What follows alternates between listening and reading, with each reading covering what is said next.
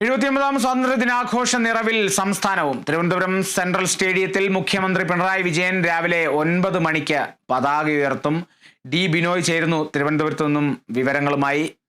ബിനോയ്, ആദ്യം തന്നെ സ്വാതന്ത്ര്യദിന ആശംസകൾ. എന്തൊക്കെയാണ് സംസ്ഥാനത്ത് സ്വാതന്ത്ര്യ ദിനാഘോഷത്തെ സംബന്ധിച്ചുള്ള ക്രമീകരണങ്ങൾ? സ്വാതന്ത്ര്യദിന ആശംസകൾ. സംസ്ഥാനം സ്വാതന്ത്ര്യദിനം ആഘോഷിക്കുന്നതിന് വേണ്ടിയുള്ള എല്ലാ തയ്യാറെടുപ്പുകളും പൂർത്തിയാക്കി കഴിഞ്ഞിരിക്കുന്നു.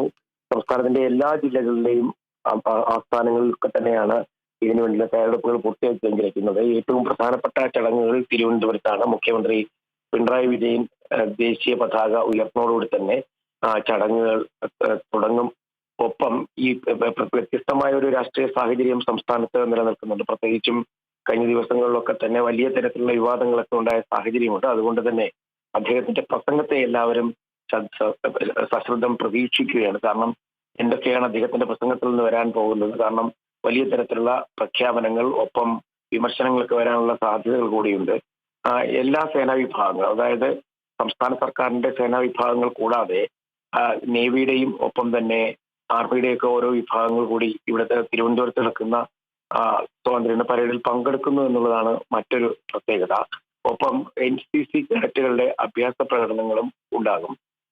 പൊതുജനങ്ങൾക്കും ഈ സ്വാതന്ത്ര്യ ദിനാഘോഷങ്ങൾ വീക്ഷിക്കുന്നതിന് വേണ്ടിയുള്ള സംവിധാനങ്ങൾ തിരുവനന്തപുരത്ത് ഒരുക്കിയിട്ടുണ്ട്. തിരുവനന്തപുരത്ത് സെൻട്രൽ സ്റ്റേഡിയം, സെക്രട്ടേറിയറ്റിനോട് ചേർന്നുള്ള സെൻട്രൽ സ്റ്റേഡിയത്തിലാണ് ഇതിനുള്ള സംവിധാനങ്ങൾ ഒരുക്കിയിട്ടുള്ളത്. ഒപ്പം ഇന്നലെയൊക്കെ ചെറിയ തോതിൽ മഴയുണ്ടായിരുന്നെങ്കിലും ഇപ്പോഴും മൂടിക്കെട്ടിയ ഒരു അന്തരീക്ഷമാണ് തലസ്ഥാനത്ത് മൊത്തത്തിൽ ഉള്ളത്. അതോടൊപ്പം തന്നെ സ്വാതന്ത്ര്യദിനാഘോഷങ്ങളുടെ ഭാഗമായി തലസ്ഥാനത്തിന്റെ പല സ്ഥലങ്ങളിലും ഒക്കെ വലിയ തരത്തിൽ സുരക്ഷാ ക്രമീകരണങ്ങൾ ശക്തമാക്കിയിരുന്നു. കഴിഞ്ഞ ഒരാഴ്ച മുതൽ തന്നെ വലിയ തരത്തിലുള്ള പരിശോധനകൾ ഉണ്ടായിരുന്നു. ഇന്നലെ നഗരത്തിൽ മൊത്തം പരിശോധനകളായിരുന്നു. കാരണം ഏതെങ്കിലും തരത്തിലുള്ള ഭീഷണികളുണ്ടോ എന്നുള്ള കാര്യങ്ങൾ കൂടി കണക്കിലെടുത്തുകൊണ്ട് തന്നെയാണ് രാവിലെ 8 മണി മുതൽ സ്വാതന്ത്ര്യദിനാഘോഷ ചടങ്ങുകൾ നടക്കുന്ന സെൻട്രൽ സ്റ്റേഡിയത്തിലേക്ക് പൊതുജനങ്ങൾക്ക് പ്രവേശനം ഉണ്ടാകും.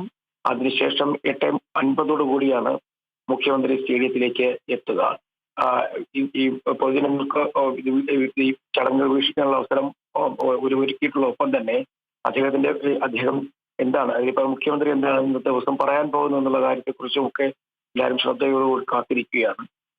കഴിഞ്ഞ കുറെ ദിവസങ്ങളായി സംസ്ഥാനത്ത് വലിയ തരത്തിലുള്ള സമരങ്ങൾ, മറ്റു വിവാദങ്ങളൊക്കെ ഉയർന്നു വരുന്നത് കൊണ്ട് തന്നെ അതൊക്കെ അദ്ദേഹത്തിന്റെ പ്രസംഗങ്ങൾ ഉണ്ടാകാനുള്ള സാധ്യതയും നമുക്ക് തള്ളിക്കളയാൻ ആകില്ല.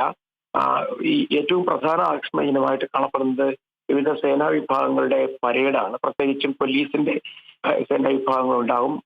ഒപ്പം അഗ്നിരക്ഷാസേനയുടേതുണ്ട്, വനം വകുപ്പിന്റേതുണ്ട്. അങ്ങനെ തുടങ്ങി സംസ്ഥാനത്തിന്റെ വിവിധ സേനാ വിഭാഗങ്ങളുടെ പരേഡ് ഉണ്ടാകും. ഒപ്പം NCC, അതുപോലെ തന്നെ സ്കൗട്ട് ഗൈഡ്സ്, ഇവരൊക്കെ തന്നെ ഇന്നത്തെ ഈ ചടങ്ങുകളിൽ പങ്കെടുക്കുന്നുണ്ട്. ഒപ്പം അതിനെല്ലാം ഉപരിയായിട്ടാണ് ഞാൻ നേരത്തെ സൂചിപ്പിച്ചതുപോലെ കഴിഞ്ഞ വർഷങ്ങളിൽ നിന്നൊക്കെ വ്യത്യസ്തമായി NCC കേഡറ്റുകളുടെ ചില അഭ്യാസ പ്രകടനങ്ങൾ കൂടി ഇതോടൊപ്പം തന്നെ സംഘടിപ്പിച്ചിട്ടുണ്ട്. ഡി ബിനോയ് ആണ് തിരുവനന്തപുരത്ത് നിന്നും വിവരങ്ങൾ നൽകിയത്. തിരുവനന്തപുരം സെൻട്രൽ സ്റ്റേഡിയത്തിൽ മുഖ്യമന്ത്രി പിണറായി വിജയൻ രാവിലെ 9 മണിക്ക് പതാക ഉയർത്തും. ഒപ്പം തന്നെ സേനാ വിഭാഗങ്ങളുടെ പരേഡുകളും ഉണ്ടാകും. ഡി ബിനോയ് ആണ് വിവരങ്ങൾ നൽകിയത്.